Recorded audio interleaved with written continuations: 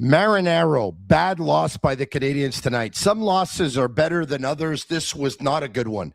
You take on a conference opponent, same amount of points. They have a game in hand. You want to win this game. The Canadiens lay an egg on home ice versus the Philadelphia Flyers. Rookie Jacob Fowler starts his first game at the Bell Center. You want to play good in front of him? They didn't play great. Canadiens, rookie mistakes. Fowler made one of them. Demidov also made another. The Canadiens, though, just didn't play for 60 minutes. They woke up too little, too late, and weren't opportunistic enough. Ran into a pretty hot goalie, hit the goalpost a couple of times in this game, but once again, not enough urgency for 60 minutes. Marty St. Louis can't be happy. It was a day with a lot of news today because, of course, we found out earlier this morning that Mike Matheson, who skipped the morning skate because he had a therapy day, would not play in tonight's game day-to-day with an upper body injury. And at 5 p.m., the Montreal Canadiens announced that Samuel Montembeault was going to join the Laval Rocket on a conditioning stint. Montembeault with the Laval Rocket. Fowler got to start tonight, and once again, it wasn't a good one for the Canadiens. They lose by a score of 4-1. We have a lot to talk about. There were a lot of players whose performances tonight was disappointing, just not good enough.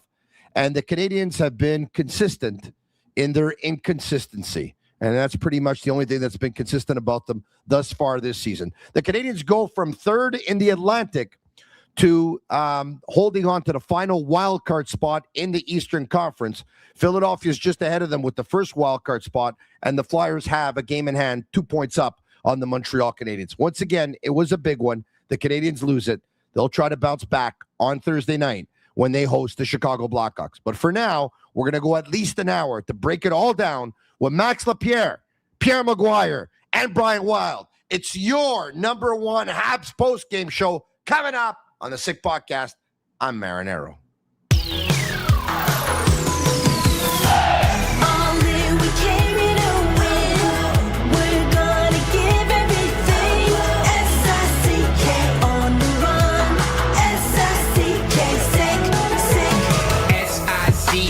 It's the sickest podcast. Tune in for the audio, or you can even watch back. Giving players all the props, or put them on blast. We don't give no hot takes, only talk facts. We're giving all our devotion, riding high on this wave of emotion. Going all out, yeah, cause this is our time. No, ain't no stopping us till we reach the finish line. All in, we came here to win. We're gonna give everything. S-I-C-K on the run. S-I-C-K, sick. On fire, we're ready to fight. We'll bring the house down tonight. S-I-C-K on the run. S-I-C-K, sick. Play it on the car ride, play it when you lounge. X and O, you know that we can hold it down. Shout out to my man Sammy, got it off the ground. And to all the listeners tuned in right now, got debates, analysis, and speculation. This is sports talk for the new generation. You know where to find us, got a reputation. Sick Podcast, your number one sports destination. We're giving all our devotion, riding high on this wave of emotion. Going all out, yeah, cause this is our time. No, ain't no stopping us till we reach the finish line. All in, we came here to win. We're gonna give everything. S-I-C-K on the run. S-I-C-K, sick. On fire, we're ready to fight. We'll bring the house down tonight. S-I-C-K on the run. S-I-C-K, sick. S-I-C-K, it's the sickest podcast. Tune in for the audio, or you can even watch back. Giving players all the props, or put them on blast. We don't give no hot takes, only talk back. S-I-C-K, S-I-C-K, S-I-C-K, S-I-C-K, S-I-C-K, S-I-C-K,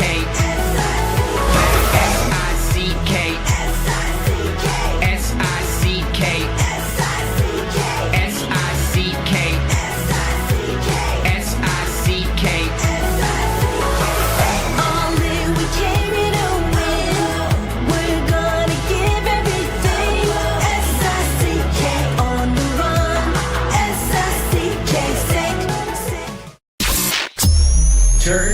your volume. Because you're about to listen to The Sick Podcast. With Tony Marinaro. 55 seconds left in the penalty, a minute and 27 seconds left in regulation time. Boston 4, Montreal 3. Lafleur coming out rather gingerly on the right side. He gives it into Lanier, back to Lafleur. Oh! The sickest Montreal Canadiens podcast. You're in the fall! Sports entertainment like no other. Rejoint, on lui fait perdre la rondelle, une passe devant. Et c'est le dégagement et ce sera la victoire des Canadiens. Coupe Stanley pour les Canadiens. Le 23e de l'histoire. You found the dogs! John, you found the dogs! He found the dogs! And all together, they worked a young team to the top. And now, a 24th Stanley Cup banner will hang from the rafters of the famous Forum in Montreal. The Canadiens win the Stanley Cup! Brought to you by Energy Transportation Group. Driven to be different. Bittt. Embrace your true nature. And Playground, your premier gaming destination. It's gonna be sick.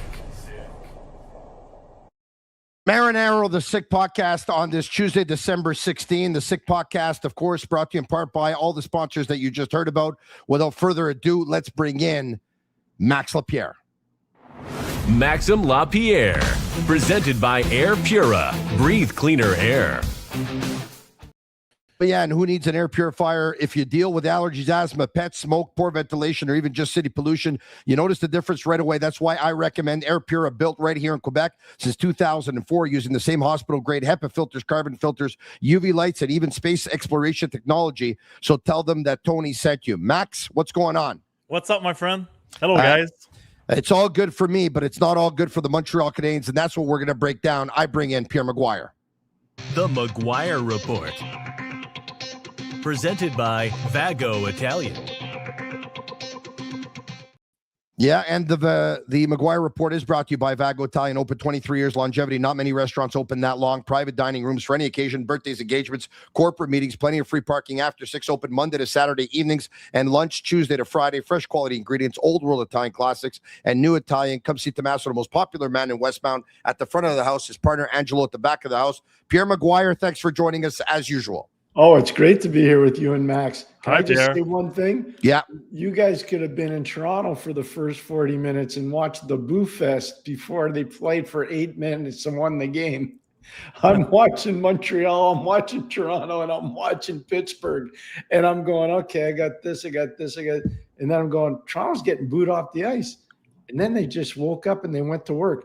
And I'm waiting for that to happen in Montreal, and for whatever reason, it just didn't happen tonight. I think they did the same thing versus the Pittsburgh Penguins at one point this season, where I think they were down 3-0 in the third, ended up winning the game 4-3. Anyway, Pierre, you're absolutely right. You and I, it's a little bit different. My story. I was watching Montreal, and I wish I would have been sleeping instead of watching, because I thought some players were sleeping tonight. Guys, let's just set the stage for what happened earlier today. It was a morning skate, and Mike Matheson and Brendan Gallagher did not take part in the morning skate. We were told that Mike Matheson would not play.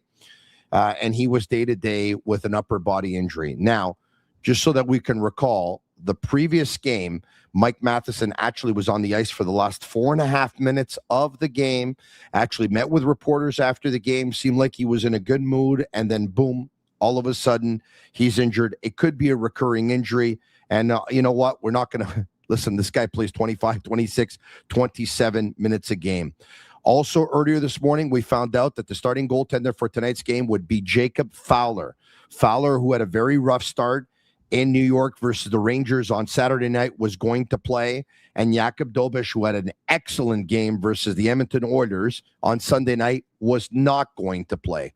And then at 5 p.m., the Montreal Canadiens, as they usually do, they usually send out tweets at 11 a.m. and 5 p.m. At 5 p.m., they send out this tweet. They've assigned goaltender Samuel Montembeault to Laval Rocket on a conditioning assignment. For those who aren't aware, and we're here to inform, let's bring up the details of conditioning. Rule 13.8, conditioning loan. Unless a player consents, he shall not be loaned on a conditioning loan to a minor league club, since such conditioning loan shall not extend for more than 14 consecutive days. The commissioner may take whatever steps he deems necessary to investigate the circumstances under which a player is loaned on a conditioning loan. If the commissioner has reason to believe or determines that the club has used the conditioning loan to evade waivers or otherwise circumvent any provision of this agreement, he may take such disciplinary action against the club as he deems appropriate. The player shall continue during the period of such conditioning loan to receive the same paragraph 1 NHL salary and be entitled to the same benefits that he would have received had he continued to play with the club. So basically, guys, long story short, Samuel Montembeault hasn't started a game in a couple of weeks. They needed his consent. He agreed to go down and train with Marco Marciano, who, by the way, used to be his former goalie coach when he used to play in the Quebec Major Junior Hockey League. He sent down, and the last time the Montreal Canadiens had 2 rookie goaltenders, we'll bring this up as well, perhaps on Reddit, that was back on February 6, 1997. Thomas Vokoun started his first and only game for Montreal before getting pulled for Jersey Theodore. And the Canadiens actually, ironically, played versus the Philadelphia Flyers, Max Lapierre, and lost that game by a score of 9-5. Max, we'll start with you. Your impressions on tonight's 4-1 loss. I just want to say a little something about the goalie situation first, because like you're talking about Montembeault going for conditioning. I'm wondering if it's not Montembeault going to work with a different goalie coach for 2 weeks. You know? Like at one point you want to change things, you have to break the routine, and we all know they're testing the young goalies right now. Why not go and work with a new guy and change the air a little bit, right? Yes. Well, I remember a couple of days ago, or maybe it was a week ago, saying if I were the GM, I would, and the president of hockey operations, I'd have Eric Raymond on speed dial, and I want to know exactly what he was doing. So I'm on Max's team on this one. I think they're trying to shake it up a little bit too and try to maybe get some different impact on him, on Sam Montembeault, to try to get him back playing. The other thing too is you go back in the lower level, like AHL is a good league, but the shots are not as hard, the play is not as fast. So if you want to work on things, it is the good league. I don't see it as a very negative thing for his career. I think he's going to come back from there and be a little bit better. Obviously, he needs to find his confidence and he needs to get back at it. But I see it as a positive thing for him. Like at one point, you want change, you need to change things. Yeah. Guys, obviously, everyone thought that it was necessary. Everyone thought that it was the best thing for him. I mean, let's be honest here. I'm not going to say he's 100% broken because I have no idea how broken or not he is. But he was broken, guys. Guys, he was broken. And they need to repair him. They need to repair him. And that happens. Like it's good. Like you go back, even if you're a veteran player, you get a different coach down there, you get a different staff, positive vibe. Like if people are going to tell you, hey man, don't worry, your game is going to come back from different people talking to you. I really see it as a good thing. And the staff in the AHL is there to do that type of work. In the NHL, the staff doesn't have time to babysit. They don't have time to tell you how good you are and you'll be fine. And the little tap on the shoulder, he's going to get it there in Laval. Actually, I said something before. I heard that he worked with Marciano past, but it doesn't seem to be in the queue because when he was with Blainville for 4 seasons, it was Maxime Vaillancourt, as I can see here, that was the goalie coach. But I believe that they've worked together in the past. But guys, Marciano's done a great job of preparing Dolbesh to make his way in the National Hockey League. Did a pretty good job with Jacob Fowler, of course. Mind you, let's talk about Fowler. Pierre, rookies, they go through growing pains and they grow through, and those are learning moments. And Jacob Fowler obviously made a mistake in communicating with his defense and made a mistake in not being aware probably of his surroundings and who was there. And Michkov picked this pocket and threw it out in front to Bobby Brink. And that was a goal that I thought that was a nail in the coffin goal. That was a back-breaking goal, no question, because it creates a good 2-goal spread against a Montreal team that's fighting to get back in. So, well, we're going to talk about the goalies probably a lot tonight. I want to talk about the power play. they got to start shooting the puck. When Lane Hudson's standing, 25 feet from the front of the net and he's looking to distribute when he's got a wide open shooting avenue, he got to start shooting the puck. I get it on what you're talking about with Jacob Fowler. You're absolutely right on everything you're saying. But if this team really wants to win, they got to get that power play humming. They got to start putting pucks on goal, just like what we saw with Demidov the other night against Edmonton. They got to start shooting the puck. And you're right. They clearly, obviously, don't shoot the puck enough. I mean, to go up against the Philadelphia Flyers tonight and have 22 shots, Max Lapierre, just 22 shots on home ice. This has been a recurring theme, Max. They've been able to get themselves out of trouble because of their talent every now and then. They're opportunistic. They have quick strike offense every now and then, but it's not all the time. And when it's not all the time, it comes back to bite you. That's just, Vladar was good tonight, but 22 shots not enough, Max. Yeah, a few things though. Like if you look at it tonight, Engstrom, defenseman, 0 shot. Carrier, defenseman, 0 shot. Struble, defenseman, 0 shot. Dobson, defenseman, 0 shot. Jacky, defenseman, 0 shot. And you got Hudson that's got 3 shots, but the reason why is because he moved so well that he found the shooting lane every time he was on the ice or tried to. The other guys weren't able to do it because Philly was so good in the middle and so good being in the shooting lanes that then you need to get creative. You need to skate down the board with the puck. You need to have circulation in front of the net. I'm sorry, but I don't think tonight we could do that with the staff we had on D. So and listen, here's the deal. I know the Canadiens have lost some games by big scores this year. 5-1 to LA, 7-0 to Dallas, 7-2 versus Colorado, 8-4 versus the Capitals, 6-1 versus Tampa Bay Lightning, 5-2 versus Ottawa. And I know that Mike Matheson was in the lineup in those games and nothing changed. I get it, but I don't think this is a coincidence the way the Canadiens played tonight minus Mike Matheson. For those who are wondering when his contract was up, they sign him, they don't sign him, they sign him, they don't sign him. You saw the Canadiens tonight without Mike Matheson. That defense did not have nowhere that mobility. That first pass was nowhere near the same. And you got to overplay guys like Hudson. You got to overplay guys like Dobson. When you have Mike Matheson, he could play 25, 26, 27 minutes a game, guys. Think about how different this team would be with Mike Matheson and Caden Gooley. And I know every team goes through injuries, but those two guys changed the whole complexion of your defense. The whole complexion. You still need a better effort versus the Philadelphia Flyers, though. You didn't play the Soviet Union tonight. I mean, that's a very Christian Dvorak centering their first line, guys. But here's the one thing. But Max, you know what? I think you know what I'm going to say. That team's well coached.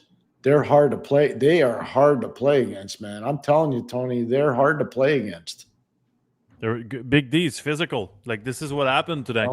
And let's not forget, like, it was tough to go to the net. They played at one point. We need to give credit to the other team. Philly played a good game.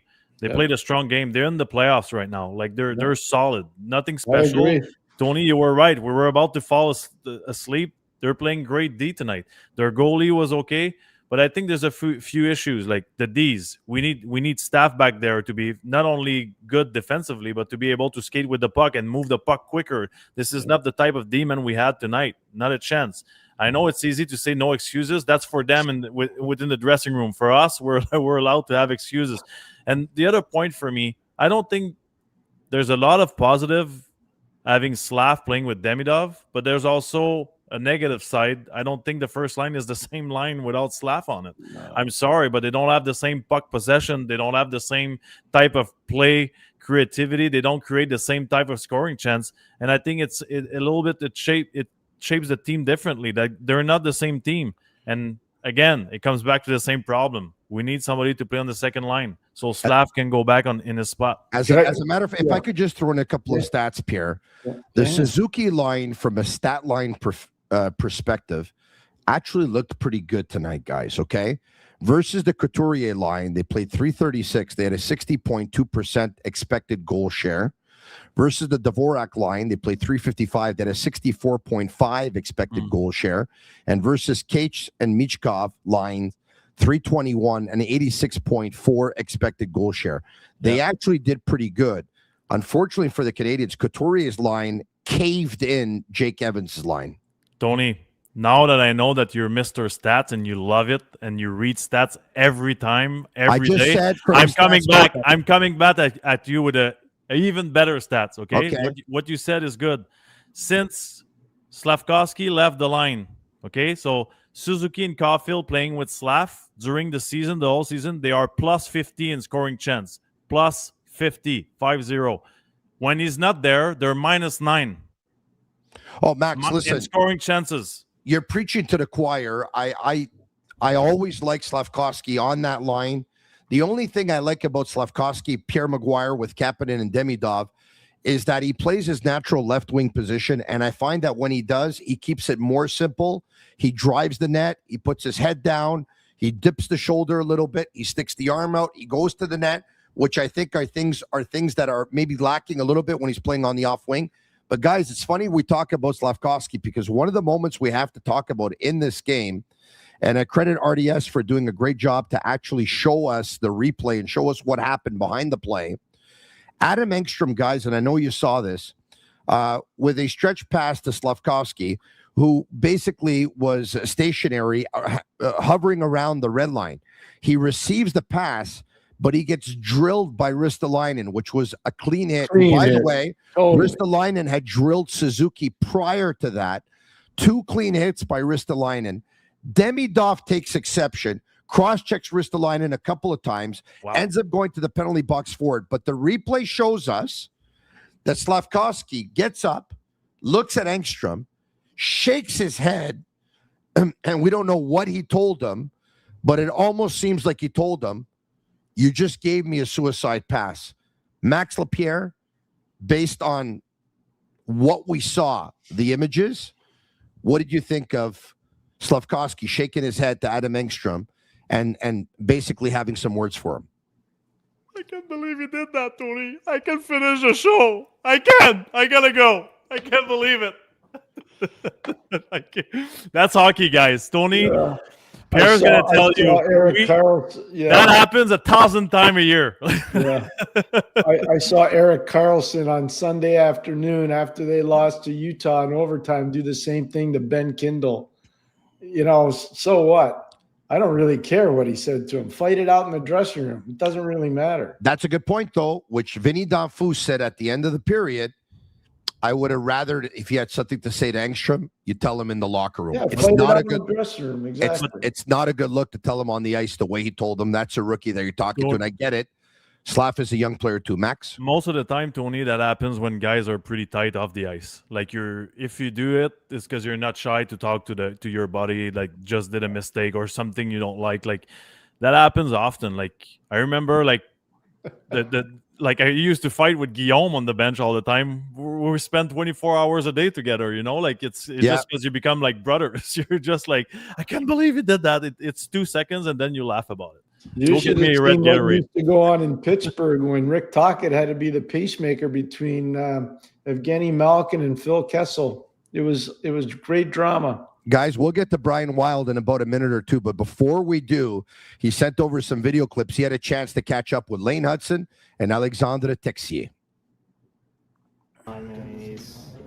He's handled himself really well to start off with, but you know the spotlight's big, especially for goalies, and you know he's embracing it and just continues to do what he does. And there you have it, Lane Hudson talking about Jacob Fowler. Let's hear Texier now.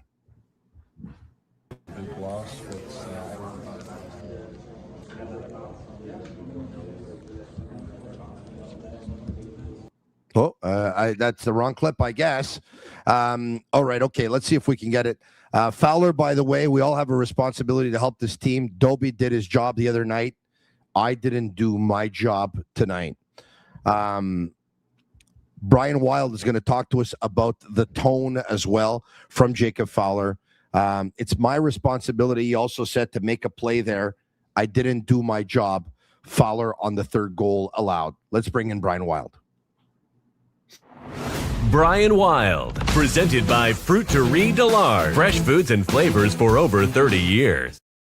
And yes, Brian Wilde is brought to you by Fruiterie de Lard, and we bring him in. And of course, Fruiterie de Lard is a family-run business, a mainstay in the LaSalle community since 1995. Proud to continue offering the same fresh foods and flavors that they have for the past 30 years. From fresh fruits and produce delivered daily to an ever-expanding assortment of deli meats, cheeses, and sandwiches, you'll find personalized service and friendly faces that make you feel like family at Fruiterie de Lard. I actually was there earlier today, and I saw Tasso's son and staff. And I went in and I got myself some clementines, among other things, and also half a pound of Capicol Fontina Strong, if you want to know. Brian Wilde, we didn't have a chance to see that clip from Texier, but you're wearing some nice shoes, my friend. Yeah, I don't know what happened there. I must have sent the wrong clip, or I was paused when I was play, and I was played when I paused. I don't know if you know this, but I actually didn't start my career as a cameraman. So there are some growing pains like there are for the Montreal Canadiens. So my apologies for that. Take a look at the bright side, Brian. There are people that have sent video clips in the past that have sent the wrong ones, and they really regret it. Your shoes, that's not a bad thing, Brian. It could be a lot worse. There could be some well, I shouldn't go into that. I shouldn't talk about that. All right. Listen, you know what's really important, because you just let people hear, Tony, the Fowler clips about I didn't do my job tonight. It's my responsibility to do to make a play there. Dobie did his job the other night. You know what's really important there is, like, you could read that in the newspaper, or you could see it on Twitter or whatever, in social media, and you might have an attitude like that sounded like a disappointed, depressed kind of guy. And it's really important to note that his attitude was not that at all. It was, let's get back to work here. Let's put that in the past. I didn't do my job, but let's get back to work. And like, he was not down at all. He was very matter of fact about it. He was very professional about it.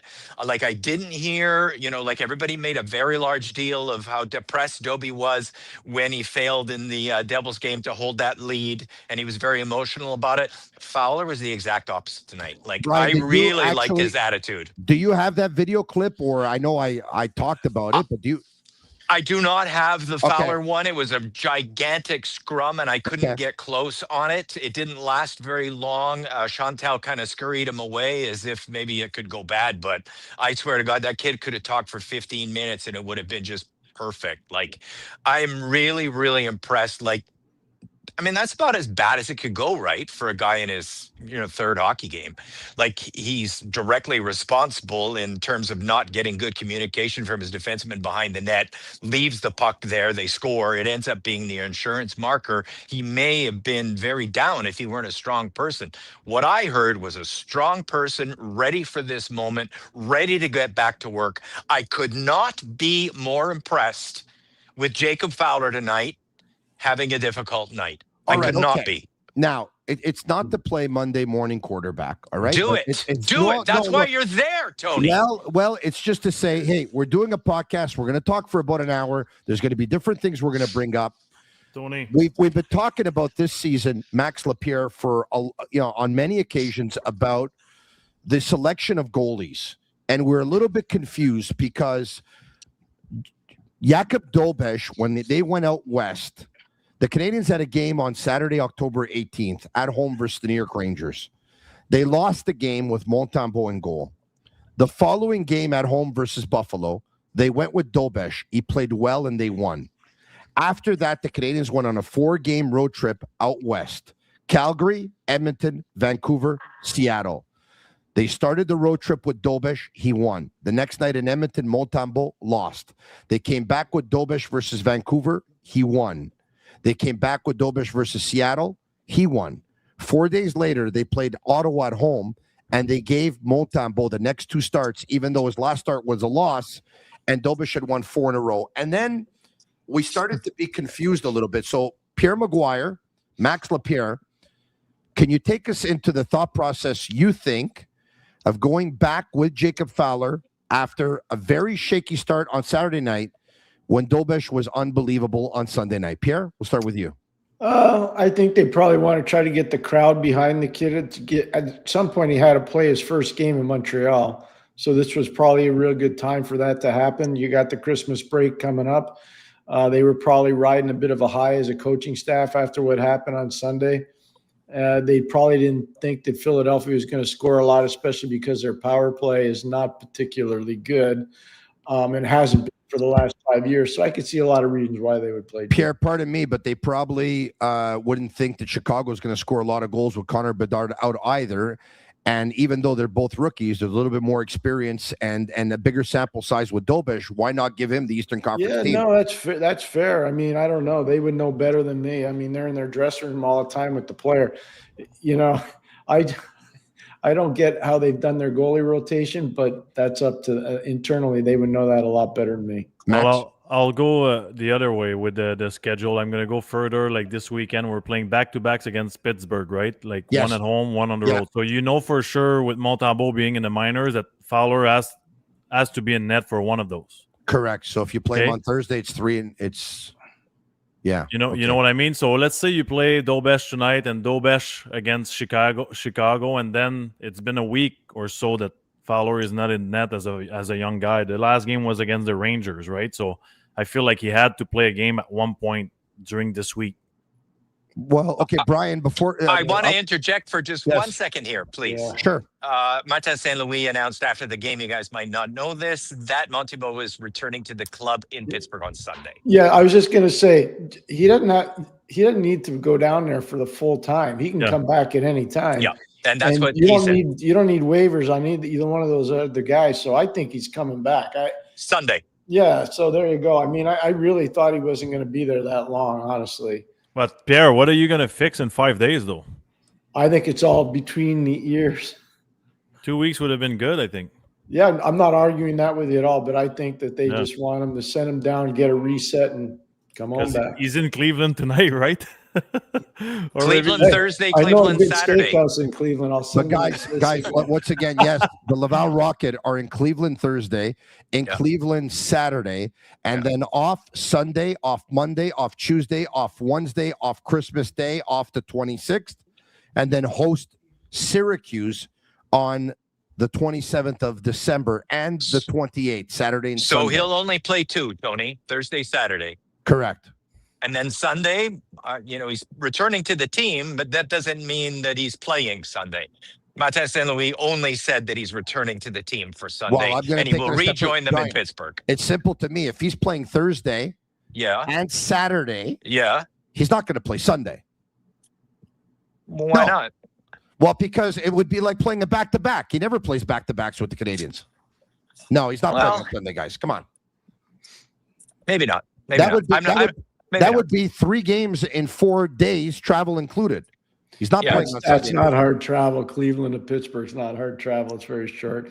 I wouldn't say 100% on that, Tony. You're probably right, but I wouldn't go 100%. If he plays well Thursday and Saturday, gets some mojo back, starts to feel a little good about himself, they'll want to get him back in the net as soon as possible. Now, if he kind of sucks, then for sure he's not playing. Can I interject one thing? Because I think Max lived through this, especially with your time playing on the West Coast. I think part of what's gone wrong here, everybody's looking too far down the road.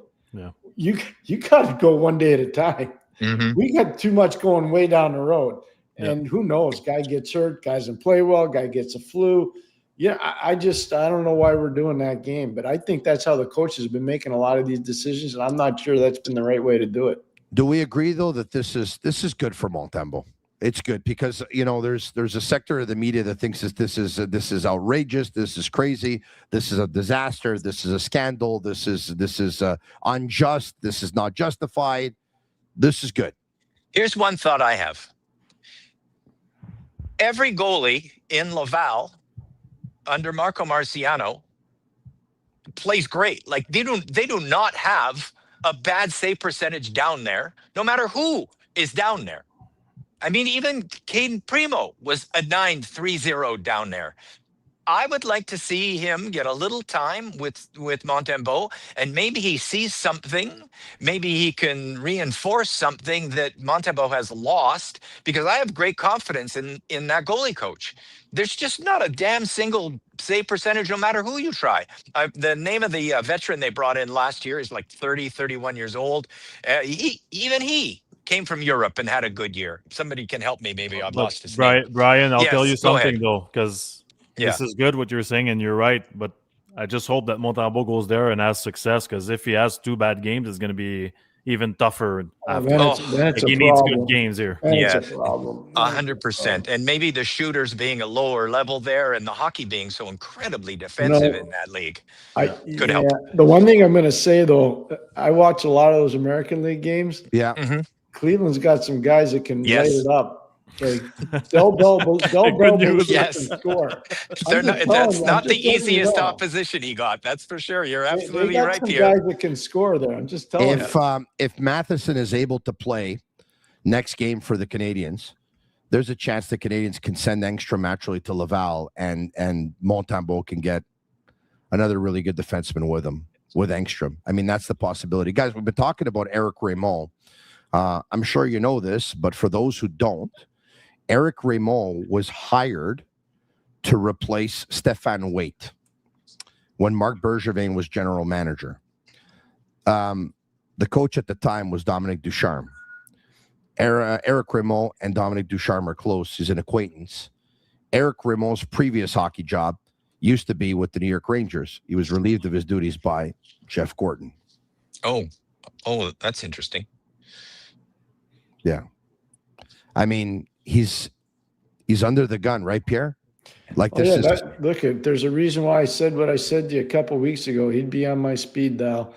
But I also think that when he was with the Rangers, Benoit Lair had a lot more to say about what the goalies were doing than what Eric Raymond had to say.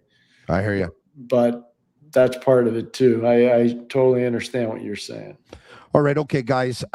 Brian, Marty St. Louis. We won't keep you much longer. What can you tell us? So what was the tone like with Marty St. Louis?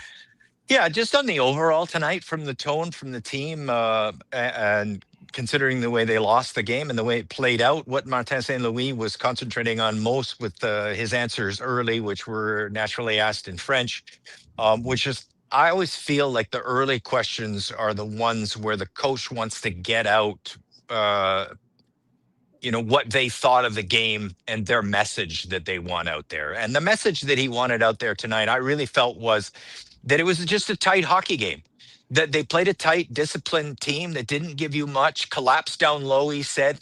They took away angles a lot. They were on you fast. And it was just a tight, well-coached hockey team that they faced. And I think he was, without saying the words Rick Tocchet, just making the point that they played a team that's disciplined and played at their very best by just finding the level of talent and playing the type of game that makes that talent be the best they could possibly be. And that was my assessment of the game too. The Canadiens had 10 shots after 2, but as I watched it, they didn't feel like a flat hockey team to me. They just felt like a team that couldn't get any space. There was just a ton of back pressure all the time. Just for me, when I leave that game, all I say is, and I feel like Martin St. Louis basically had the same philosophy as I did, and I was happy to hear it. Sometimes you run into a wall of a team that's ready to play, ready to be disciplined, ready to be at their very best, and they bring out the worst in you because they're at the best in them. Because when I look at that roster, that Flyers roster, it's not a great roster, folks, but they're playing like a great hockey team. Okay, so if the Canadiens have a better roster on paper than Philadelphia, because correct me if I'm wrong, but Philadelphia doesn't have a centerman like Nick Suzuki. Correct. Philadelphia doesn't have a goal scorer like Cole Caulfield. Yep. Philadelphia doesn't have anyone close to Lane Hudson. Yep. If that's a better Montreal Canadiens team on paper, and you're playing on home ice, and we're talking about how well the other team was prepared and how well they were coached, that means that they were more prepared and better coached than the Canadiens. It means what it means instead is I'm asking a question. No, well, I'm answering for you then. What they did is the Canadiens made an error on the 2-1 goal, and everybody's going to point to Demidov, and he was partly responsible for that. But the way they want to play hockey, the way Martin St. Louis is teaching hockey to them, the way he wants to keep pressure in the offensive zone when they have some and keep possession, is they want Carrier to do what Carrier did. They do not feel there was a mistake there. It was unfortunate Demidov lost the puck, but they do not feel that was a mistake either, I bet. But I bet you they felt that Kapanen not being back faster was a mistake there. So then you got the second goal. That makes it 2-1. It was 1-1. And then the 3-1, incredibly unfortunate. So, yeah, like I wouldn't say the words better coached or better prepared. I would just say they took advantage of one error at 2-1 and a real obvious error that's not going to happen again this season for 3-1. And that is hockey. And it sometimes plays out that way. And it's unfair, maybe, but that's the way it goes. I think the issue was offensively, Tony, tonight, because we gave up 21 shots, and Brian is right on. Like, it's 3 mistakes for me. That's it. There's an empty netter. There's Suzuki's turnover. It's a back-end pass anywhere in the slot, and then they just go back and they score a goal with a nice pass across. Like, I know the coverage is not perfect there, but they were still in position protecting the middle. It just goes through the box, and then there's Demidov. Risky play at the blue line, and he misses his move, and then there's Fowler. So you got 2 mistakes from young kids, and if we want to play these guys, that's going to happen once in a while. Like, sometimes they win games, sometimes they lose some because they're young and learning. And I just feel like it's offensively we need to find a way to produce more and to go to the net and to screen the goalie and to shoot from everywhere. Can you say the Canadiens played bad tonight? Like, I don't see it that way. And I'm crediting Philadelphia. Good? No, I think Philadelphia played a great road game. I thought they were outstanding. And the biggest thing to me is Montreal, to Max's point, Brian and Tony, because I agree with Max on this 100%. They got to start making harder plays on goal. It's too cute. Get rid of the cute stuff. Start being hard, because that's all the teams watch tape. And they say the same thing. Just let Montreal play with the puck on the outside of the ice. Let them play with the puck on the outside of the ice. They'll never score from there. Love all the opinions. I don't see it the way you guys saw it tonight, but that's the beauty of sports, and we're going to elaborate. Brian Wilde, don't want to keep you much longer. Been a long day and a long night for you. Thank you for your contributions, Brian. We'll talk to you soon. Hey, Brian. Cheers. I'll watch the rest of the show on the way home, guys. Thank you very much. And if you're pajama in about an hour and a half from now and I'm still on, if you want to join back. Exactly. Thank you, Brian. We'll talk to you soon. Bye. Okay. Canadiens had 6 shots in the first. They had 4 shots in the second. And Alex Texier looked like Alexander McGillney when everyone else looked like, I don't know. I thought he was their best forward tonight. I agree. I don't know. I don't think the Canadiens played as great a game. That's why I'm saying Philadelphia played a great game. I'm telling you, Philadelphia played a great game. Montreal did not. Yep. They don't make enough hard plays. You know who their best line was tonight, honestly? Veleno, Beck, and Gallagher. They were trying to win races. They were getting pucks in deep. I'm not saying they were manufacturing, but at least their give-a-poop meter was pretty high. Yeah, but Veleno and Gallagher played 10 minutes, so they didn't get a lot of ice time tonight. Nope, but when they were out there, they were making stuff happen. Let's take a look at the lines for the game tonight. All right, Suzuki had Bolduc on his right and Caulfield on his left, Kapanen with Demidov on his right, Slavkovsky on his left, Evans with Anderson and Texier, Beck with Gallagher and Veleno, Struble with Dobson, Hudson with Carrier, Jackeye with Engstrom. Jacob Fowler got the start in goal for the Philadelphia Flyers. It was Dvorak with Konechny and Zegras, Couturier with Tippett and Grundstrom, Cates with Brink and Michkov, Abels with Hathaway and Delorier, York with Sanheim, Andre with Drysdale, Sealer with Ristolainen, and Vladar was in goal. Let's take a look at the scoring in tonight's game. Guys, it's Texier, 19 minutes into period number 1. And once again, I think it's Carrier, guys, that intercepts a pass. Yeah. And Josh Anderson picks up the puck. He gives it to Jake Evans, who finds Texier in the slot. Max Lapierre, he wired a wrist shot.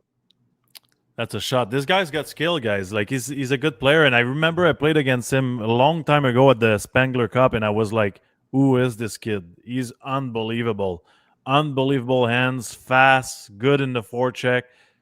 I think he's there to stay, guys. Like, it's a great pickup. It's a great pickup. Like, he's going to be good when everybody comes back. You can play him on any line. He's responsible. So he's there to stay when Doc, Liney, and Newhook come back. Yeah, 100%. So who are the 3 coming out? I don't care. He's good depth. You know what's interesting about that goal you're talking about? I think, quite frankly, that puck was actually Jake Evans going to Carrier, who was driving the net, and it just happened to hit. You're right on this tape, and he's the one that wired it. But I think that's what happened. It was just a Yes, I agree with you. I don't even know if it hit him on the tape. I actually think Texier extended to go get it himself. Yeah, He wanted it. I think that pass was meant for Carrier. Yeah, I think so too. Tony, can we be serious for a second though? Can we see the lineup again? Habs lineup. Yep. If possible, because let's be serious. Okay. We're not gonna steamroll anyone tonight with that lineup. Like, Okay. I know there's no excuses, but look at our lineup. Like, what are we expecting? We're gonna score 8 goals like Colorado? Like, I didn't say that, but the Flyers are not the Soviet Union tonight either. That's not what I'm saying, Tony. But look at the D's, man. Like Struble. Their best defensemen are York and Sanheim. The Canadiens' best defensemen are Hudson and Dobson. They got Vladar, who's not proven. The Canadiens have Fowler, who's obviously still a rookie, so he's not proven at the National Hockey League level either. They got Dvorak and Couturier centering the top 2 lines. The Canadiens have Suzuki and Kapanen. They got Konechny and Michkov. Isn't Travis Sanheim on Team Canada's roster or pretty close, right? Yes. Right. So he's an Olympian, right? Yes. Can we put it that way? Okay. Yes. Who else? I'm trying to see the D's right now. Like, they're Ristolainen, big physical D, right? Do you take Ristolainen? He just came back. Today was his first one. Like, like we have 2 Ds that were supposed to be fighting for 6 and 7. We have a guy that just came up from the minors. We have Carrier that is a depth defenseman. We have Lane Hudson. Let's forget about Lane Hudson. Do you think Dobson is going to make a difference the way he's playing lately? Like, I don't care. He's in the hunt for Team Canada. Well, he's paid to make a difference. By the way, when I said give Lane Hudson $10 million a year because he's the best defenseman on the team, I think we've seen that he's just a little bit better than Noah Dobson. But you know what though, Tony? Like, I'm curious to see like what happened because he still had 70 points 2 years ago, Dobson, and I don't see this side of his game. He had like some great games defensively, but I don't see the 70-point defenseman. But he did it once. He did it once in 6 years, Max. Lane Hudson's going to do it every year for 10. Tony, I'm not comparing both. I'm just saying if you do 70 points as a D-man in the NHL in a defensive structure in Long Island, like, you must have done something right. Like, it's not just luck at one point. Can you do at least 50? Like, do you see any flashes, Pierre? Like, offensively, like he doesn't skate with the puck, really. Like, no, I don't. I don't see the shot being a weapon right now either. I don't see any of that. I really don't. When he wants to turn it up a notch, you see it, but he doesn't turn it up. See, this is the appreciation I have. And once again, and I know I'm not the only one because I would imagine you guys are just Lane Hudson practices like it's Game 7 of the Stanley Cup Final. He plays every game like it's Game 7 of the Stanley Cup Final. Every game. That doesn't mean that every game's a great game because there's games that I've seen Lane Hudson be -4 on a couple of occasions. But I love Lane Hudson's effort. Game in, game out, practice in, practice out. And listen, I'm sure he's happy with his contract. He signed it. He deserves to be the highest paid defenseman on the team. Now, what's done is done. It's okay. Everyone's happy, but the thing is that when you make Noah Dobson the highest paid defenseman on the team, everyone's going to take a look at Dobson and say, well, he didn't play better than Hudson. Well, he didn't play better than Matheson. And then all that pressure starts. But it's a quick fix, though, for Dobson, because I'm not saying he's terrible here. I'm just saying he needs some more urgency. Like, just a little hungrier, like, realizing, like, he can make the difference. He's the highest paid defenseman. Well, own it. And I'm not the type of guy who cares about the salaries or not, but it's just about one more step, like, quicker. But Max, can you flick that switch? You played. I mean, isn't that either in you or it's not? That's why guys have had careers where some guys are good players and other guys are star players in the league because the star players, that switch is on all the time. Pierre McGuire? Yeah, it's hard to flip the switch. I don't know too many. I know all this. All the stars I had the honor of coaching or being around, they were the hardest workers. Those guys worked. Whether it was Jaromir Jagr, Joey Mullen, Larry Murphy, Kevin, they all worked. Chris Pronger, Pat Verbeek. Pat Verbeek has over 500 goals in the league. Freaking A, man. That guy shot pucks till the cows came home. I'm not kidding you. Like, these guys worked. I don't know how hard they work.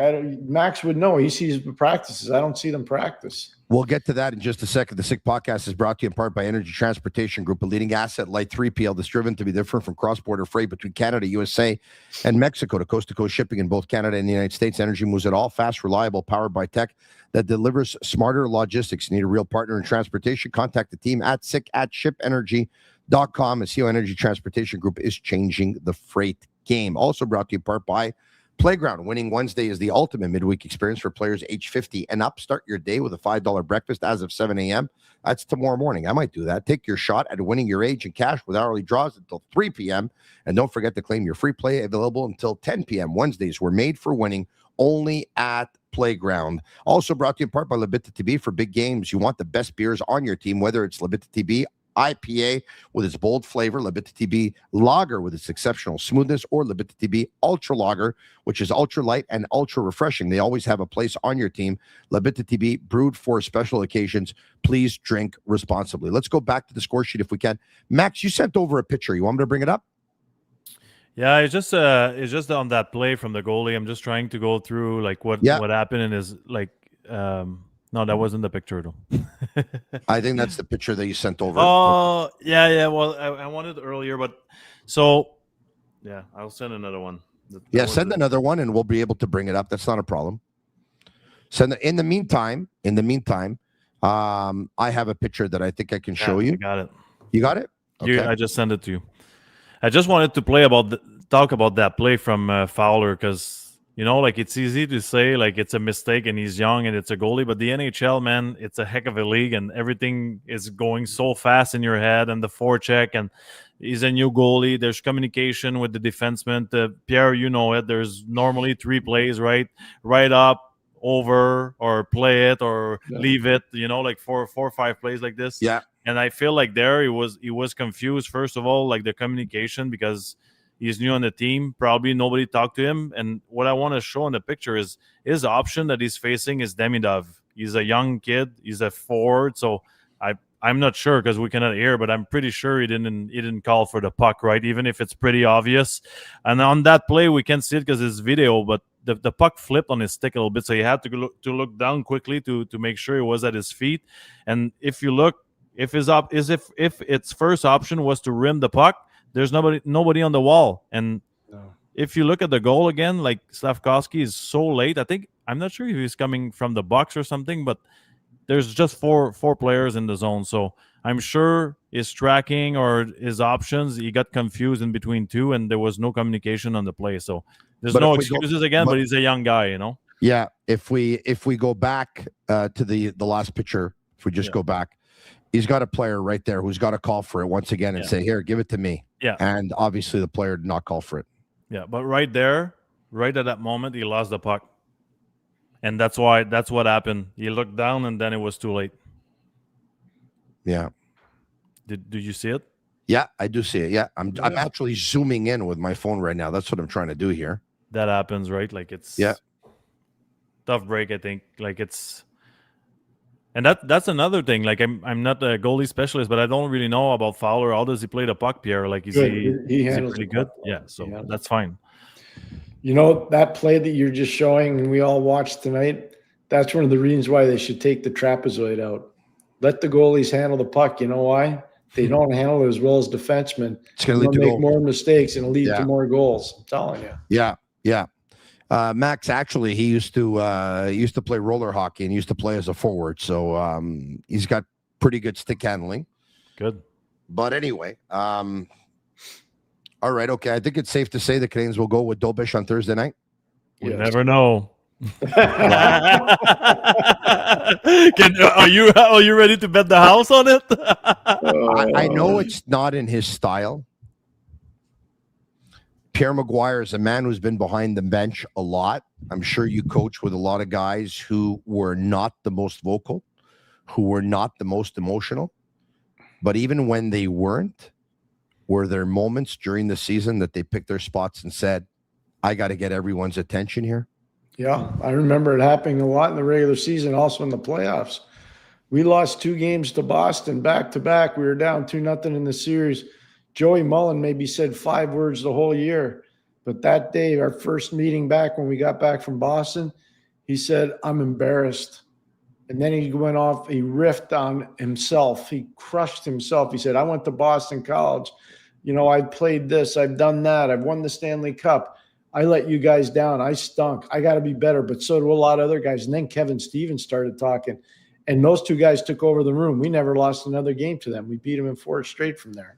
So, yeah, guys do say a lot of stuff that matters. Absolutely. Okay, but, you know, in terms of the coach, Marty St. Louis, since day one this season and preseason, said, guys, last year it was to be in the mix.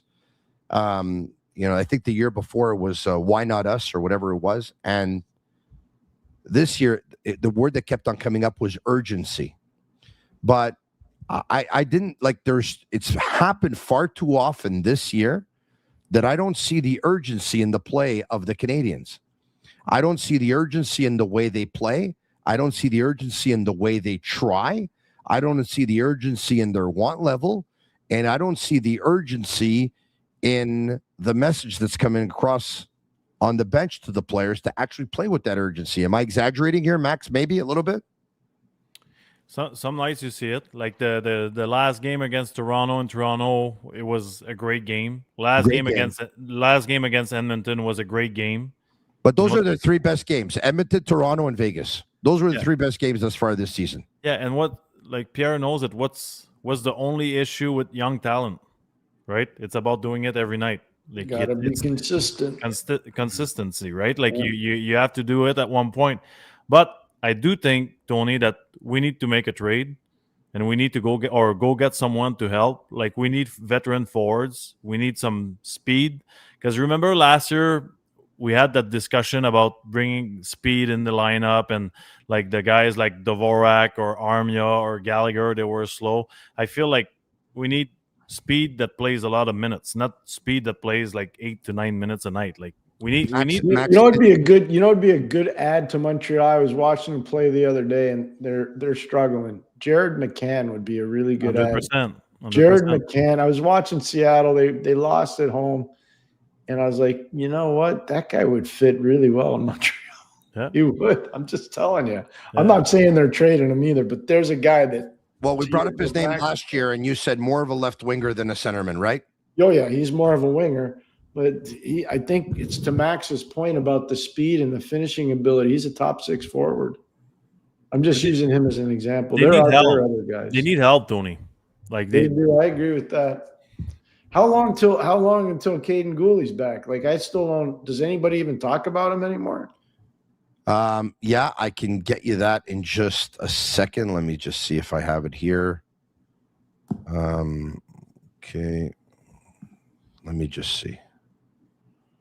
I can give you projections.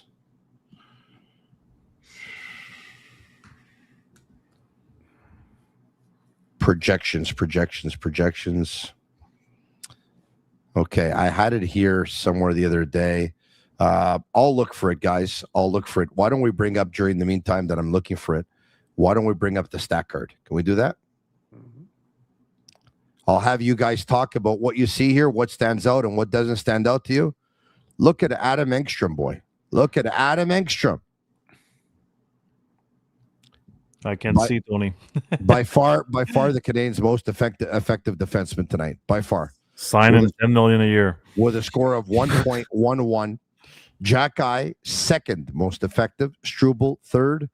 Dobson, Hudson, Carrier.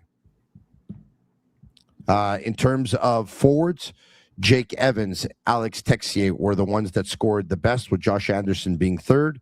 And it was a difficult night for the line of Kapanen, Slafkovsky, and Demidov. Guys, a very difficult night for that line. Yep. Pierre, it's odd, but, you know, one of the things that they haven't tried thus far this season is actually Bolduc with Kapanen and Demidov. And I wonder why. I wonder why, too. I wonder why. Max, you said that you're not crazy about Bolduc on that number 1 line. What is it? And so obviously we know that it worked with Slafkovsky.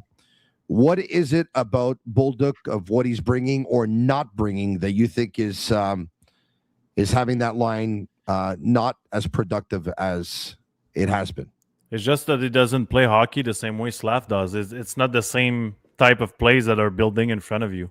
I just feel like he's more of a player that does his plays with momentum. Slav is more a player that makes his plays slowing down the game, like protecting the puck, going to the net, like creating some space for Caulfield and Suzuki. And I don't know, Pierre, like my whole career, I was never a fan of two shooters on the same line. Like I feel like there's one destination for the puck, and it's Caulfield. And I feel like with Suzuki and Slavkovsky, this is the perfect line. Like I just feel you got the guy getting the puck, you got the guy passing the puck, and you got the guy shooting the puck. It's a really good point. It's a really good point. It's fair. And the biggest thing is Bolduc's not a passer. He's a gunner. He's a shooter. Yep. It's a really good point. I know Scotty Bowman believed in twosomes, not threesomes. He really wanted two guys together all the time that could play off one another. And then you add the third guy in. So I think there's a lot of merit to what you're saying. It's a really good point. Because you know what, Tony? Like just to give people an example, let's say Slav's got or Suzuki's got the puck in the corner, right? Mm-hmm. Like the natural reaction for Caulfield or Bolduc is to go high slot and in the middle and wait for the puck. But when you look right and there's already someone else there, then you got to go to the net or you got to create something else, and that's not natural. And I feel like with Slav, everyone plays their natural way. Guys, I was able to find it, and I sent it over to Shane Gaumont. Actually, when the players were injured, given the approximative dates of how long they would be out, Marc-Olivier Baudouin actually tweeted out back on the 2nd of December the dates. So we can actually remove, there was Jaden Struble on this list here. Maybe we could move him. Okay. Kirby Doc, 28th of December. Caden Gooley, 23rd of January. Patrick Liney, 28th of February. Alex Newhook, 17th of March. So Pierre McGuire, I know what you're thinking. You want Caden Gooley back in a hurry because the Canadiens miss him tremendously. Yeah. If Caden Gooley comes back on the 23rd of January, Caden Gooley will miss the next 2, 4, 6, 8, 10, 12, 14, 16, 18 games. 36 points in the standings. That's a lot. That's a lot. I'm telling you, like, Maxie, this is going to be a tight one. That's a lot of points in the standings. Like oh man, guys, the Canadiens are a game under 500 on home ice. If they don't turn this around, they're not going to. You cannot make the playoffs. No way. Losing record on home ice. No, if he's missing 18 games, let's say they go 500. Let's just say they play 500. I don't think that's enough based on where they are right now. That's why they need to move, Pierre. Like I'm saying, I'm with you, Max. I agree. They need to do something. I agree. I see two seasons right now, before and after the Olympics. Yes, but Max, and I know it's a hard question I'm going to ask you, but I'm going to ask it anyway. Who can you get that can come in and make a difference on your team, and who can you give up? Like right now, if I'm a scout and I'm watching the Canadiens play, the guys that I'm interested in are the guys that are locked up for long-term contracts that the Canadiens have no interest in getting rid of. Like, I'm sorry, but another team is not going to take Brendan Gallagher. Okay, another team's not going to take Josh Anderson. Yeah, but time out there. Like we got Sean Monahan and they gave us a first-round pick to take him, right? Like this is the type of deals you're going to get. We traded Barron for Carrier. Last year, Carrier was good. He helped the team make the playoff at one point. Like we need a type of team to help another team that is trying to get rid of a player, not because it's not good, because it's not a good fit over there. And I'm talking about, and I'm not saying it should be this player, but let's say an easy example, Steven Stamkos or Marchessault. It doesn't work in Nashville. They want to make some changes. Maybe they want to get rid of the contract. They want to give something with it, or they want something else. Like maybe they want like Anderson or a Gallagher. They just want to change the air. We don't know. Like there's some solution. I'm sure Pierre knows more. Like he made some trade in his career. I'm sure there's always a solution out there. But I hope your solution is not Marchessault, because they don't need to get smaller. They need to get heavier. They need to get nastier. You get Marchessault's a very good player. He's had a very good career. And I'm sure a lot of teams would take him on their team. But is he a fit for Montreal, Pierre? No. You know, it's interesting. They just had 2 new owners added to the Nashville ownership group today. Yeah. One of them is Nick Saban, the coach of Alabama Crimson Tide. I wonder how, you know, I don't know if these guys know, but there's a cash call in the spring when your team doesn't make money. They're not going to make money this year. No way. I mean, so that's the reason why I'm saying all this. They're going to look to move salaries. I'm on Maxi's team on this, Tony. There are going to be teams around the league that are going to be looking to move salaries. You got to have an appetite to want to take a salary on. Like even in Vancouver, I'm sure they're last in the league. They're going to try something. Their attendance is terrible. When you played there, Max, you couldn't get a ticket. Now you can go up and get a ticket anywhere you want. Yeah. Pierre, you talked about Jared McCann. He's out for 3 weeks with a lower body injury after coming back 1 week before getting injured again. So he's only played 11 games this season. Yeah, I know. I know he didn't play a lot. Wow, that's too bad. That stinks. Yeah. Pierre, what about St. Louis? Like, you know, we've been talking about so many players, but what about a guy like Parayko? He'd be excellent. Big D. He would be excellent. Is he not available at one point? Like, I don't know. You know, it's interesting because they let a captain go before there. You know, you think about it, they let not Bowmeister, sorry, I'm having Alex Pietrangelo go to Vegas and a right shot D, and Bowmeister retired. I don't know how many guys, you know, Nick Leddy moved on. You start looking at all the guys that have moved along. They're running out of bodies on the back end. He's got it. Listen, 6'6", 230 pounds, right-handed shot. He would be just what the doctor ordered. He would be unbelievable, right? A poor man's Shea Weber for the Canadiens. Yeah. Leader, all of that. Does the contract or the term scare you a little bit? 4.5 years left at 6.5 per season. It'll expire when he'll be age 37. No, I'm not afraid of that. I'm not. No, I'm not scared of that. That's the price of doing business in a big market. That's where it's going to be. I'm not afraid of that contract. And go ahead. I just think we probably have picks and young Ds to give.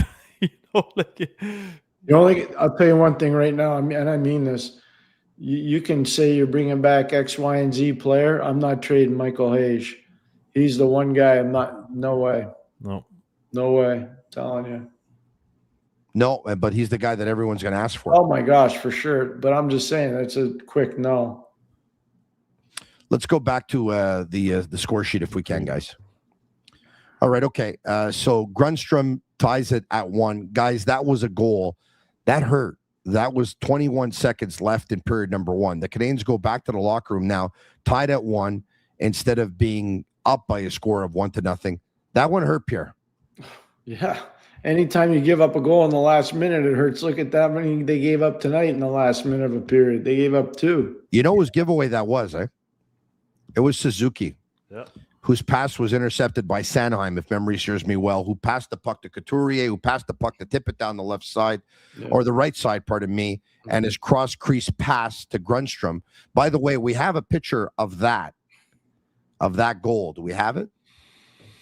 There you have it. That's when Tippett gets the pass from Couturier, and he's at Grundstrom coming in the opposite side, guys. He's unattended. And once again, we talked about communication, guys. I don't think this team talks enough. Like, the guy's back door, and nobody knows he's there. Nobody's motioning. You know what's amazing in this picture? What's the one thing you see from every single player? Looking at the puck. They're all looking at the puck. They're all looking at the puck. Every single one of them is looking at the puck. And that's why, and correct. And this must drive St. Louis crazy, because you have to take information on the ice. They're not taking the information. Yeah, but at one point for me on that play, like the D's, I think is it Carrier or Dobson in front of the net? Stick in the air on the backside. Yeah, stick on the ice, and he's the one that has to manage a traffic here. He needs to tell like one of the players, like, hey, there's a guy coming late, or have his stick on the ice. Like Stick's the D's are right there. accepting the rush here. Like they need to see it. Yeah, that's a good picture. Really good. But you know what? The one thing I like, even if it didn't work, at least they're protecting the house. They're in the middle of the house. Yeah. They're protecting the metal. But no, you need a better stick. Pierre, take us back to your coaching days. Let's just say this is tomorrow. The game's over. Yep. You get the guys in the room probably before practice, and you say, "Look, this is what happened last night. We can't do this again. Bring back the picture one more time if we can, so Pierre can look at it." Yep. What are you telling the team? First off, what are we all looking at? We're all looking at the puck. Who's got the back door? Nobody. Why isn't your stick on the ice in the slot? Because you're closing down the lane. I would take probably 4 other clips of just defensive zone plays that were malfunctions at the junction, and I'd probably lead with this one, and I'd finish with one. And it's all about communication, but that's how I would do it. But it's pretty. This is a very graphic look. It's amazingly graphic. Pierre is right on, and I'm pretty sure after the meeting, the coach goes to Suzuki and say, "Hey, you want to go for coffee?" Because he doesn't like that play. You cannot make that pass, Nick. No chance. Wow, they're on the same page. Yeah. Speaking of which, Pierre, I know you said, hey, everyone's got to stop with this Olympic talk, but some are still talking about it. What do you think? What do you think of Suzuki, Caulfield, Hudson right now? You like their chances, yes or no? Who's in, who's out right now as we speak? I'm going to say Cole's probably up against it. Matt Boldy's something else. Like there's certain guys that are just elevating. They're all big guys. I just don't know if Cole's going to be able to do that. Lane, I think, still has an outside chance because of the injury to Adam Fox. We'll see how long he's out for. McAvoy. So Slavin just came back. But I think Lane's still got a chance. Nicky's going to be up right up to the last decision. But I think he got an inside chance to make it. I do. I believe he has a chance to make it. Max? I don't see how Lane Hudson doesn't make the team. Yeah. He's hey, you know what? I had a fight last year with someone on the internet. I was saying Hudson is a franchise player. I think he's a franchise player. Like he's an unbelievable player. Please, he's great. He changes everything. Like it's unbelievable to watch. Like I feel like it's a privilege that I have the chance to watch this guy for the next 10, 15 years. I agree. Unreal. He's so good, Max, that you can remove his stick and you can give him a slush buster instead, and he's still going around hitting everybody.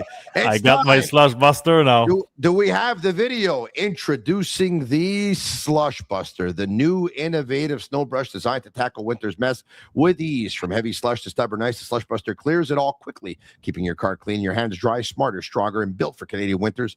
Use code Tony15 for 15% off on your order, only available for the first 500 purchases, of course. And slushbuster.ca is the website where you can order. And once again, it will make for a great, just absolutely great Christmas gift. You can get it for under $40. Guys, if we can just bring up the event summary so you can see some of the individual stats tonight. All right. -2 for Slavkovsky, Carrier, Lane Hudson, Ivan Demidov. -3 for Oliver Kapanen, who had probably one of his worst nights in the National Hockey League. He was a -3, and he went 22% in the circle, winning only 2 of 9. By the way, guys, take a look at the way the Canadiens just got obliterated in the circle tonight. Obliterated. Suzuki only won 6 of 18 draws. Anderson went 0 for 2. Slavkovsky went 0 for 2. Beck went 1 for 2. Evans went 9 for 18. Zachary Bolduc went 0 for 2. Joe Veleno went 1 for 5. And Oliver Kapanen went 2 for 9. They got destroyed in the circle tonight, guys. Yes, they did. Lost 67% of the draws. 67%. Yeah. Yikes. Yeah, it's a tough one, and I felt like a lot of times like the Flyers wingers were hungrier on 50-50 pucks. Like it's not always just the centerman. Like a lot of times it's your wingers that are competing a little harder.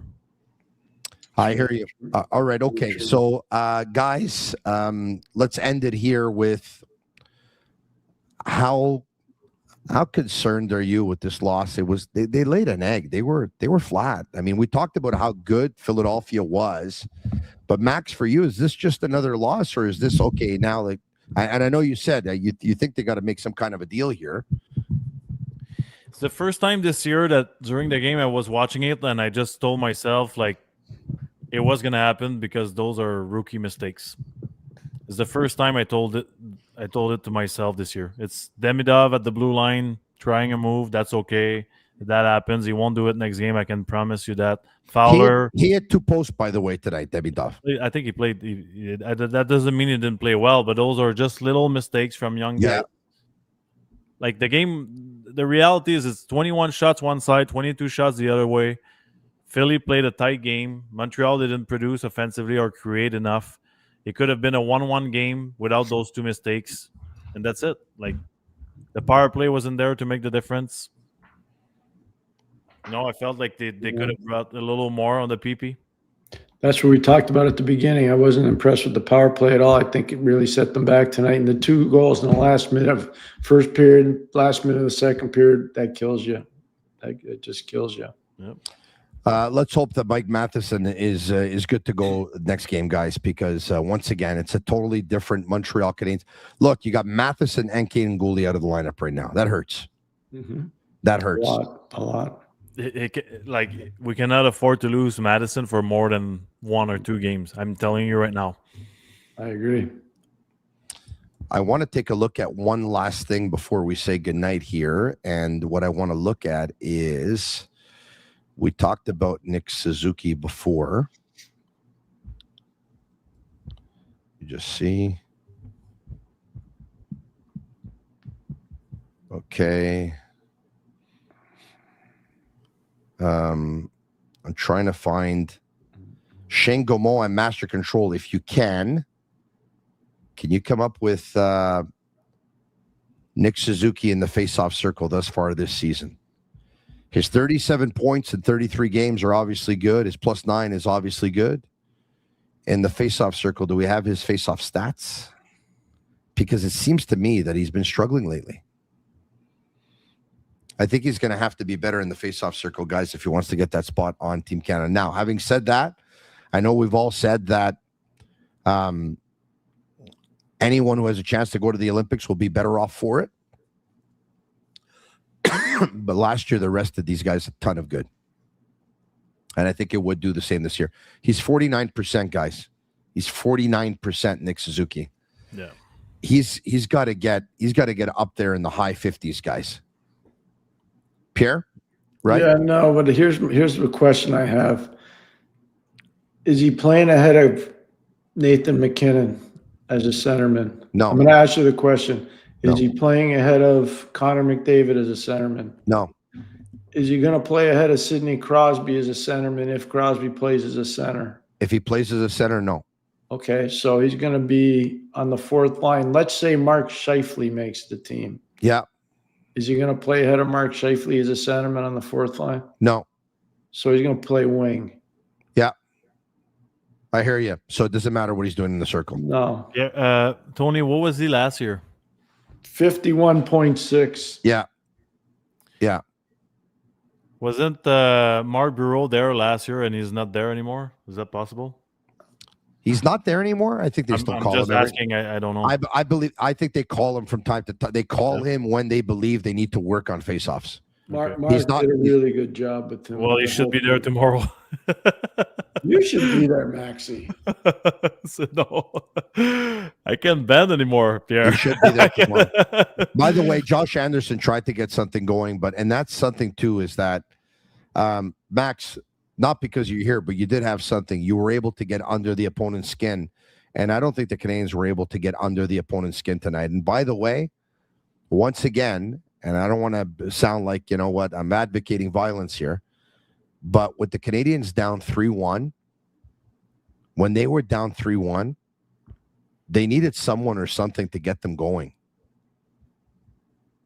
And no one did anything. But I don't think they have the staff, Tony, to bring some physicality every shift. Like, being an agitator is not just about going one shift and smiling. Like, people were mad. Let's say, for example, in my career, they were mad at me. Like, people, they see what they see on TV because they're like, look at him again. He's smiling. He's got a glove in the other player's face. But the reality is, my first 10 shift of the games, I had 20 hits. Max, people got angry. If this was Philadelphia radio or television or Philadelphia podcast right now covering the Flyers, and the Flyers were down by a score of 3-1 on home ice and they lit an egg, the people doing the show would probably say, Nick Delorier's got to do something to get his team going. Should Arbor Jackeye have done something to get his team going? Or James Struble? Okay, well, let's be honest. Anderson? Let's be honest for a second here. Let's say Jackeye decides to do something. It would be a fight. I'm pretty sure this is what you're. And you're probably going to say that if he takes on Delorier, it's not going to go his way. I don't think it's going to help for the momentum. I'm sorry. I love Jackeye, and I think he's really, really super tough. He would probably destroy me in the fight, but not against Delorier. Pierre? I'm on Max's team. I'm not sure that's the right guy for him to be fighting. Well, then Josh Anderson. Josh Anderson's got to pick up someone. Josh could handle it, I think, a little bit better. My biggest concern is when you're down 3-1, you better make sure you do something if you're going to fight somebody. By the way, Marty St. Louis was livid, and so was Brendan Gallagher about a penalty that he took where it looks like Sealer actually took Gallagher's stick and lifted it up to his own face, type of thing. But Tony, did you notice something? Like, every time we lose a game, we talk about players that have a minimal impact on a game. We talk about guys that are playing 9 to 12 minutes. Yeah, you're right. Like, true. The reality is, we always talk about team toughness. Team toughness means everyone is tough to play against. Yeah. Like everyone. We've seen some good games this year where Suzuki and Caulfield were physical their way. Like, they were going on the forecheck. Like, Bolduc can be physical and hit really hard. Slav can be physical and like Kapanen, like. Did you see that tonight? No, it's about team toughness. If there's one thing, and Pierre, I need your answer on that one because you've been in the coach's office. But if I coach one day, I think I would bench a guy if he turned on a hit.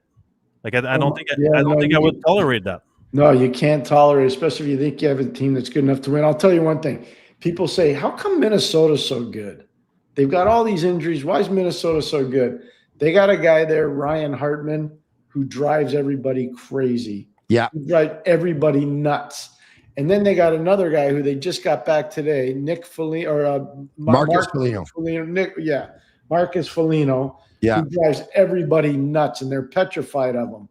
And, you start – then when Middleton's healthy, they got him. Like, they got serious artillery, and they know how to play. And then they go and add Quinn Hughes, like, see you later, alligator. They're just right down the highway. Everybody knows their role. Yeah. Everybody knows their role. You think it's a long shot here, but do you think Billy Guerin, that was a good friend of Sidney Crosby, you think we could see some magic there? That would be unbelievable. A lot of people have been speculating that. You see, the thing about Minnesota, they got some artillery too to move. Like, they got guys in the minors that people like, and they got other guys that they drafted that people like that aren't here yet. Maybe, but we'll see. Pierre, I'm wondering if this player is, I would imagine he's available because he's a fourth liner, but I'm wondering if you think that he could be a good fit for the Montreal Canadiens, and they're going to bring up his name because I've had a chance to see him at one point earlier this season, and he has something that a lot of Montreal Canadiens don't have, and he's a fourth liner, and he gives you a fourth line with identity. Adam Klapka. In Calgary. Yeah. He fights, he's big, he's got identity. I don't know if they want to move him, though. Yeah. He's the kind of player that every team wants on the fourth line, Yeah, right? So if you have one, you don't want to give him up. He's cap friendly and he's big and he knows his role. I'd be surprised. Yeah. I'd be surprised. You know what I like on a fourth line? Brandon Duhaime in Washington. Yeah, so here's the thing. He was originally drafted by Minnesota. He's moved around. I don't think they're moving him because Duhaime and Tommy Wilson, those guys run around, they create mayhem. Yeah. And, obviously Tommy's really good. And Nick Dowd, when Nick Dowd's healthy, I mean, he's their Max Lapierre. He's a really good player. Guys, in ending, and I think I said that 5 times already, but what do you think of Max Demidov going after Ristolainen after he caught Slav with his head down? That explains everything about him. He's a gamer. He's a gamer. Like, he went after a big guy. Like, he was probably going to get beat up, and he didn't care. He kept going. He was like, he was over him on the ice, and he kept grabbing him. Like, he didn't just go and push him and run away. I loved it. Pierre, Marty St. Louis doesn't want his players in the box, obviously. I never met a coach who did, but there's some penalties that you say, okay, like when he sees him do that, he's obviously disappointed that he takes a penalty, but is he kind of happy saying, okay, you know what? This is a player coming into the defense of his teammate. I wish this could be contagious on the team. Yeah, I wish it was contagious. And somebody that's supposed to be doing that is doing it rather than this guy. This guy's getting paid to score, not to do that. Yeah. But I admire the courage, and I think it gets him a lot of street cred in the dressing room. I think it helps him. All right, okay. In ending, do we have anything here coming out of the Bell Center? Oh, by the way, congratulations to Leon Draisaitl, who now has 1,000 points, by the way. 1,000 points. Amazing. That's a pretty good feat. There's no Montreal Canadian that has 1,000 points. So, well, I was just 50 years away. Age is just a fact. It's a little detail, but that's it. A few more years, I had it. Guys, thanks for doing this. Max Lapierre will be back tomorrow night on La Poche Bleue. And I look forward to watching that because Max is going to get in front of his board and he's going to talk to you about how the Canadiens defend. And hey, we had a good time, because I saw one of your tweets. I think you actually tweeted that you were going to show something tomorrow night, that you actually saw some areas where you think they actually I was actually just chirping someone. You were chirping someone. I got it. All right. Okay. So Max will be back tomorrow night, La Poche Bleue, every Wednesday night when the Montreal Canadiens don't play, obviously at 8 p.m. on YouTube. And you can find them on Facebook and Twitter as well. Max, thanks so much, my friend. I appreciate it. Pierre McGuire with me weeknights after every Montreal Canadiens game. Thank you, Pierre. We'll talk to you guys. We'll talk to you, Pierre, Thursday night after the Canadiens and the Chicago Blackhawks. Great visiting, gentlemen. Max, great job. Way to go, Tony. Work. Likewise. Thank you very much. There you have it. Pierre McGuire and Maxim Lapierre. For Shane Gomoa, Master Control, I want to thank all of you for watching tonight. If you like the podcast, leave us a 5-star review. It's our way of feeling the love. The Montreal Canadiens flat tonight. They run into a team that just wanted it more and was really well prepared and well coached in the Philadelphia Flyers, who, for the second time this season, defeat the Montreal Canadiens on the Canadiens' home ice. Disaster. Canadiens lose by a score of 4-1. Canadiens back at it on Thursday night once again when they host the Chicago Blackhawks. I'll be back tomorrow if all goes well. Joining me will be Craig Button and Pierre LeBrun right here on the Sick Podcast weeknights at 10 p.m. And if you speak français and understand français, watch my Le Sick Podcast de lundi au vendredi à 10h le matin. On a différents collaborateurs. Je suis sûr que c'est une émission que vous allez beaucoup aimer. Merci beaucoup. Bonne soirée. Thank you. Have a good night. I'm Marinaro. Canadiens lose to the Flyers by 3 on home ice. Is this a joke? And that's a wrap. Hope you don't miss us too much until next time. Follow the Sick Podcast with Tony Marinaro on YouTube, Instagram, Facebook, Google Play, and Apple Podcasts.